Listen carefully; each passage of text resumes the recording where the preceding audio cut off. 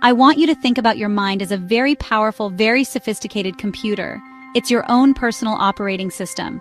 It runs everything. It processes information, stores memories, and makes decisions that control your entire life. From the day you were born, this computer has been programmed by your experiences, both good and bad. It's designed to learn, to adapt, and to keep you safe. You have a unique and powerful system inside you, and it's meant to help you live a full and authentic life. It's the command center for everything you do, think, and feel.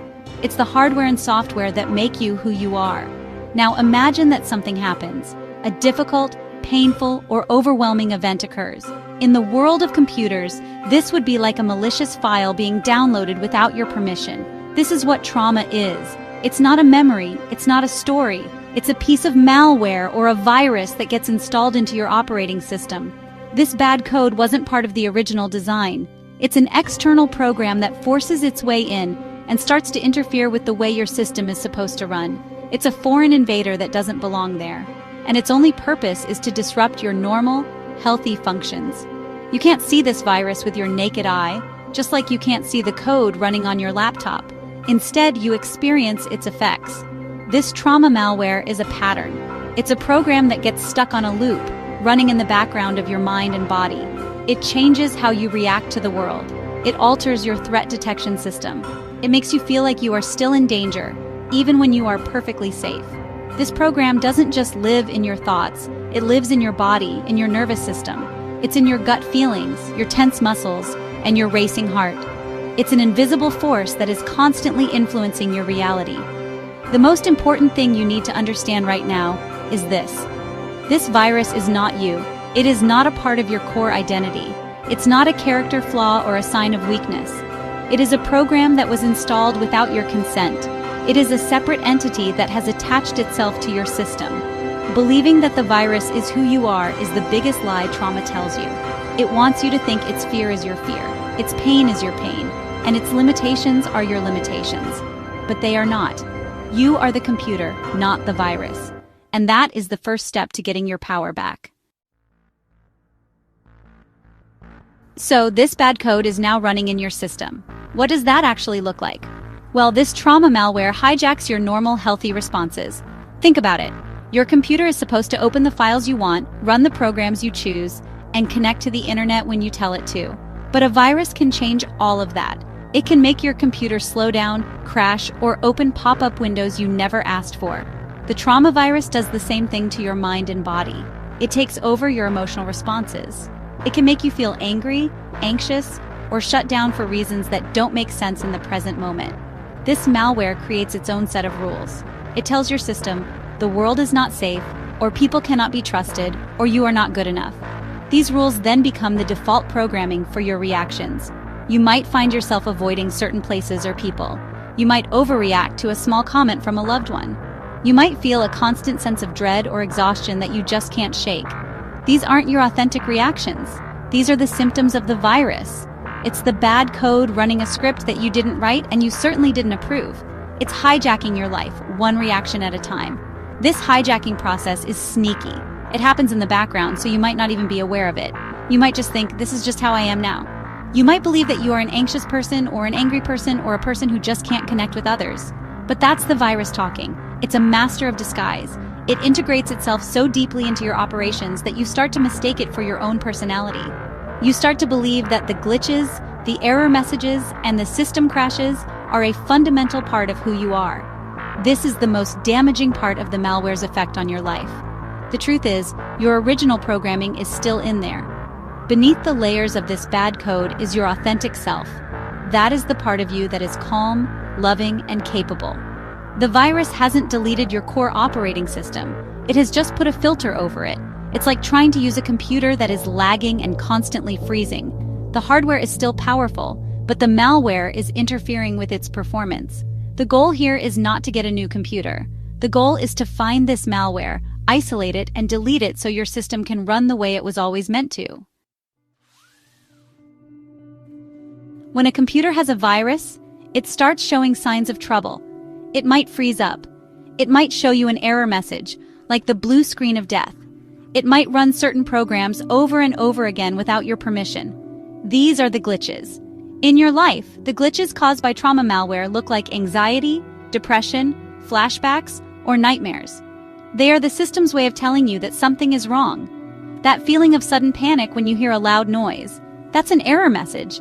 That wave of sadness that comes out of nowhere, that's a system glitch. These glitches aren't random. They are triggered. A trigger is anything in your present-day life that your malware-infected system mistakes for the original threat. It could be a sight, a sound, a smell, or even a particular feeling in your body. When a trigger appears, the trauma program activates automatically. It doesn't check to see if the danger is real. It doesn't ask for your permission. It just runs the old script, danger. It floods your body with stress hormones like cortisol and adrenaline. It prepares you to fight, to run, or to freeze, even if you're just standing in a queue at the supermarket. This is why you can feel so out of control. It's because in those moments, you are not the one at the controls. The malware is. It has hijacked the driver's seat. This is why willpower alone often doesn't work. You can't just tell yourself to get over it or calm down. That's like yelling at your computer to stop showing you an error message. You have to go into the system and fix the underlying problem that is causing the error. You have to address the bad code itself. The glitches are just symptoms, and trying to fix only the symptoms will leave you exhausted and frustrated. Understanding these reactions as glitches instead of personal failings is a game changer. It takes the shame out of the equation. There is nothing wrong with you. Your system is simply running a program it was forced to install. It's trying to protect you based on old faulty data. Seeing your anxiety or your emotional numbness as a system error allows you to step back and get curious. You can start to ask, what program is running right now? What triggered it? This shifts you from being a victim of the glitch to becoming the technician who is going to fix it. This is the part where you need to listen to me very carefully. You did not ask for this. You did not download this virus on purpose. Trauma is something that happens to you, not something that is wrong with you. When your computer gets a virus, you don't blame the computer, do you? You don't say, this is a weak and pathetic laptop. No, you recognize that it encountered something malicious from the outside world. It was exposed to something it wasn't equipped to handle, and that external force caused the problem. The same is true for you. You were simply there. The trauma malware was installed during a moment of overwhelming powerlessness. It happened when your ability to cope was completely overloaded. No one willingly signs up for that. No one chooses to have their sense of safety shattered. Blaming yourself for your trauma responses is like blaming yourself for bleeding when you get cut. It's just a natural, automatic consequence of an injury. The shame and self-blame you might feel are actually symptoms of the malware itself. It's a feature of the program designed to keep you isolated and stuck. Because if you believe it's your fault, you won't think you have the power to change it. Let me be clear. You are not broken. Your hardware, your core operating system, is intact. It is whole and it is good. The malware has not corrupted your fundamental worth. It has only interfered with your functions. People may have told you to be strong or move on, as if it were a simple choice. They don't understand the technology. They don't see that a program is running without your consent. Forgiving yourself is a critical step in the healing process. You have to accept that you did the best you could with the resources you had at the time the virus was installed. So, I want you to say this out loud. This is not my fault. Say it again. Let that sink in. This isn't just some feel-good phrase. It's a statement of fact. It's the truth of your situation. You are the owner of a high-tech piece of equipment that has been infected by a malicious program. Your job now is not to carry the shame of the infection. Your job is to recognize the malware for what it is, an unwanted intruder, and begin the process of removing it. You are not the problem, you are the solution. You are the one who can run the antivirus software. Alright, so how do we get this virus out of your system? We need to run a debugging process. In computer terms, debugging is the process of finding and fixing errors in the code. For you, it means finding and healing the trauma program. This is not a one-time fix. It's a process. But it's a process that you can start right now. You don't have to live with these glitches forever. You have the power to restore your system to its original, healthy state. The first step is to become the system administrator of your own mind. Here is a simple, step-by-step process to begin debugging. First, identify the glitch. Start noticing when your system acts up. When do you feel that sudden anxiety, anger, or numbness? What is happening around you? This is not about judgment. This is about data collection. You're just observing the error messages. Write it down if you have to. When my boss spoke to me in that tone, I felt a surge of panic. You're identifying the trigger and the program it runs. You are mapping out where the bad code lives. Second, pause the program. When you notice the glitch starting, your instinct is to let the program run its course. Instead, I want you to consciously pause. Take a deep breath. This breath is like hitting the pause button on the malware. It interrupts the automatic script. It creates a small gap between the trigger and your reaction. In that gap is your power. You can do this by physically stopping what you are doing, feeling your feet on the floor and breathing slowly. You are telling the system, wait, let's not run that old program just yet. Third, soothe the hardware. Remember, the trauma program lives in your body. Your nervous system is on high alert. You need to send it a signal of safety. This is the soothe step. After you pause, do something to calm your physical body.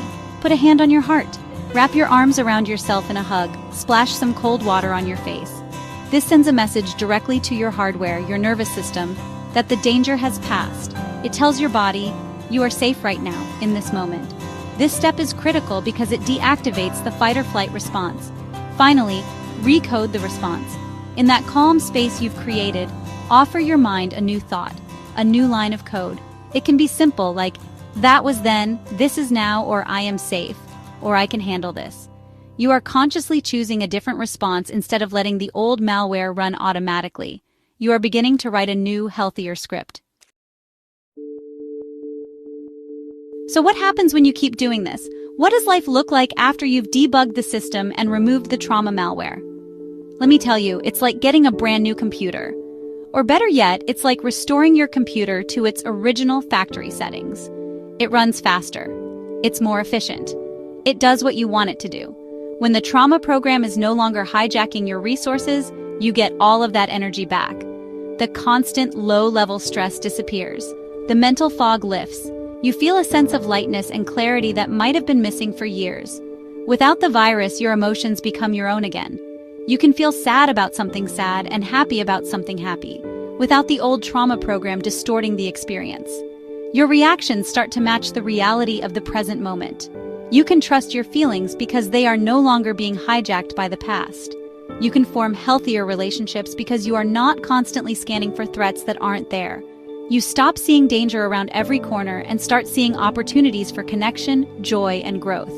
You are no longer living in survival mode. You are finally free to just live. This is about returning to your authentic self. The real you has been there all along, underneath the malware. The real you is not anxious or broken or unworthy. The real you is calm, capable, and whole. Healing from trauma is not about becoming a new person. It's about remembering and reclaiming the person you have always been. It's about letting your true operating system shine through. You get to rediscover your own interests, your own passions, and your own voice, free from the noise and interference of the virus. Life becomes less about managing pain and more about creating joy. Let me leave you with this. You are the one with the power here. You are the system administrator. It doesn't matter how long the virus has been there or how much damage you think it has done. Your system is resilient, and it is designed to heal. By viewing trauma as malware, a foreign program that can be identified, isolated, and deleted, you take back your control. You are not defined by the code that was forced upon you. You are defined by your courage to debug it. Now get to work. It's time to reclaim your system and get back to being your authentic, powerful self.